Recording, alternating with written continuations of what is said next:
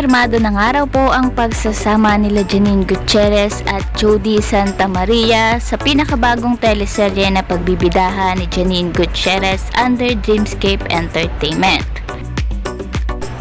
Parehong napakahusay na aktres sina Janine at Jody, kaya exciting nga raw ang pagsasama nilang ito sa isang teleserye. At ayon pa nga sa chika ay ngayong Abril na magsisimula ang kanilang taping. Ayaw pa nga raw magbigay ng detalye ng source at ang sabi lang ay magsasalpukan nga raw sila Janine at Jody sa nasabing teleseryeng ito. Hindi na nga makapaghintay ang mga fans ni Janine Gutierrez na talaga namang muling masilayan ng aktres sa isang teleserye. Muli na namang mai-showcase ni Janine ang kaniyang husay sa pag-arte, lalo na't magagaling na artista rin ang kaniyang makakasama. Matatandaan nga pong talaga namang bumenta sa netizen ang mata-mata acting ni Janine Gutierrez sa nagdaang teleseryeng ginawa niya na Dirty Linen.